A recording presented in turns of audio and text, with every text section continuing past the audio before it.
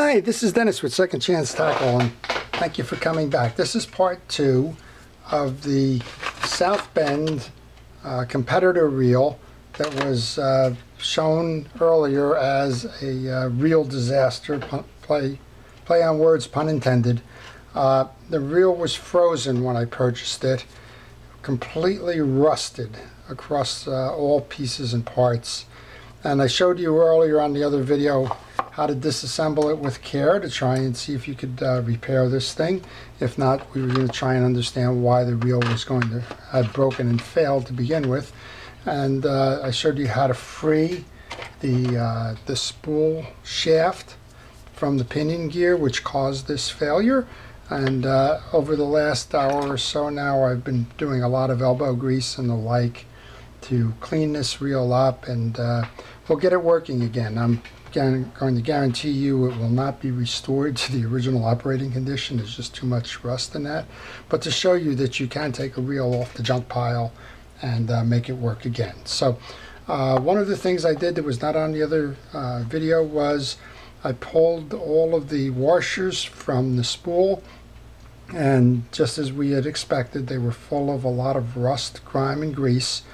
I went ahead and cleaned them all up and lubricated them with Cal's Universal Drag Grease, which is what should be used on these since they are fabric washers. I'm going to reinstall them now, and this is the sequence that I took them out. There are eared tabs in here which cause they ride in the channel so that the metal gears don't slip. And we're going to just make sure we have these in the proper sequence. Oops. A little difficulty with that one, getting that tab in.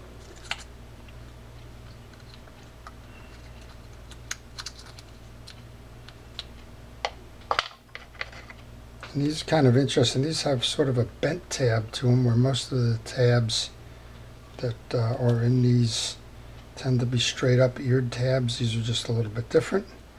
And there's one Teflon washer on here that went on the top, followed by the top cap, and then there's a spring, like most of these, that rides in a groove that secures these drags into the spool. And of course that clip doesn't do anything other than hold the drag stack there, and then when you go and use the drag knob, that applies the tension. So we're going to put that off to the side. We're going to come back now and pick this up. So you'll notice this is a whole lot cleaner. One of the things that you did not see on the previous video was that this was frozen as well. I had to take the entire mechanism off, again, clean it, lube it, put it back. Now you'll see that we have an operational anti-reverse dog. It wasn't there before, and the spring works that. You also saw that the burring was operational, and that's been lubed, and I know that's going to run a little rough, but this reel probably ran rough at the beginning when it was manufactured as well. Alright, so we're going to go take some blue grease now. We'll put that on the pinion gear. And what we found out here, you know, there's always the question, is it the parts in the reel that cause the failure, or is it the maintenance of the reel, nature nurture kind of a thing, right? In this case, clearly this reel went overboard. That's the only way you could have flooded this with so much water and other things to cause the damage here. But in the case of this, they are lower end pieces and parts. Predominantly they are pieces that are steel rusts. And that's probably what the biggest issues were here, is that the materials used in this reel were not the types of materials you would find in a more expensive reel, which would be brass or some other composites there. Okay, so we're going to go ahead and now put this main gear back in. We're going to go ahead and lube the main gear, because as we know, there's a little clip that this spool gear rides on. I'm going to go ahead and put the rotor back on. The rotor had a rotor nut, and then it had a little cap attached to hold that nut in.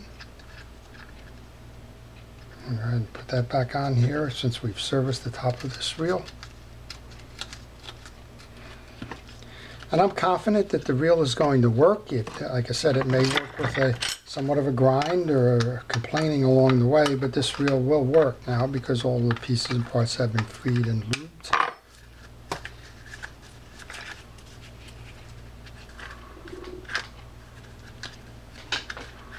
Okay, pretty much set on that.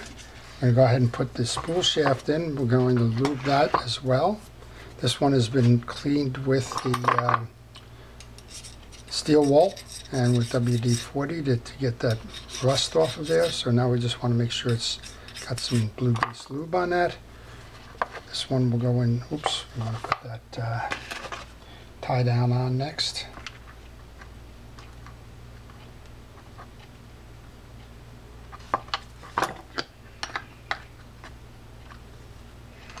Just need to get another turn or two on this.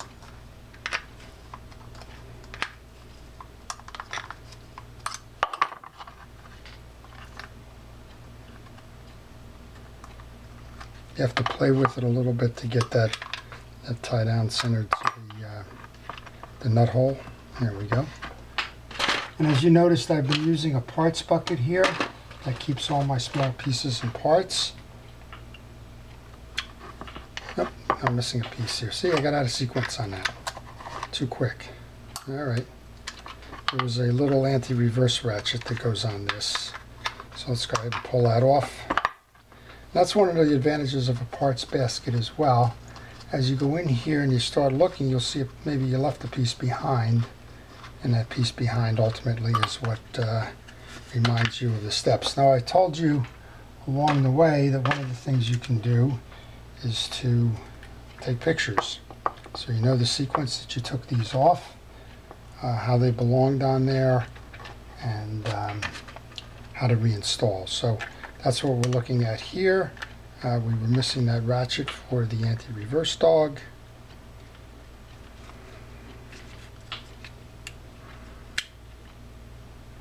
And we just reset that now. Now we'll come back and put the spool on,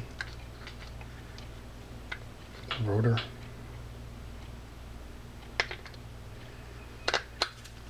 That's better.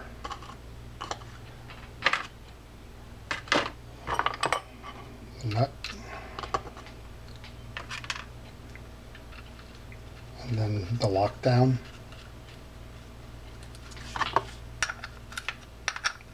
And again, I don't expect optimal performance from this. This is more of an example of how to work on a reel that may be given up for gone as in terms of parts reels only. And this one we got lucky. As I mentioned, I only paid $1 for it. I like to do these things for education. I like to find out how these reels are made. I like to find out the materials in them. I like to find out the strengths and weaknesses and the value proposition in these reels. So in this case, I think for the most part we can say it's an okay reel. It's definitely been one that was abused. And no reel, regardless of where you are in the cycle, if you put this kind of abuse on any reel, if you dump it in the water, if you don't take care of it, if you don't wash it down after each trip, then kind of shame on you in terms of how the performance of that reel is going to be. Don't blame that on the reel. So, all right, well, now we got the pin that goes in now. That's the carrier pin for this. That rides in a little channel on both sides. Next up is the tie-down washers that go over that. We got a side plate that goes on. Just put a little bit of blue grease on that side plate. I use a Penn Reels blue grease for that. I also want to put a little bit more on that moving mechanism that's going to move this up and down. And we should be able to snap this side plate back on, which we did. There's 4 screws that go on the side plate, which is kind of how we started this out, with that concern about the reel not moving to begin with. Now let's go put those back in. Those are Phillips head screws. And like anything, I recommend using an X pattern. Go from east to west, north to south when you have more than a few side plate screws because you want to make sure that there's an even balance on the torque on that side plate, particularly with something like this that's a plastic side plate. Okay, so let's go put the top on this one. Put the little retaining washer on there. Put the spool back on. And these got a line within those drag washers now, so it just takes a moment. Put the drag washer nut back on. Tighten that down to make sure we have a grab on those drags. We do. Nice. There you go. That's working the way it should.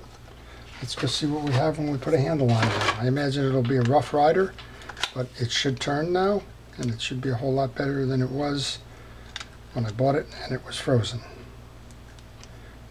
Just putting that thumb lock screw on the handle, and let's see if we can get this thing to turn now. There's no reason it shouldn't turn at this point. There we go. So it's a loud one. We expected that, but otherwise it works. So the point on this is that reels need to be cared for. They need to be lubricated on a regular basis, whether that's, and that depends on the amount of fishing you do.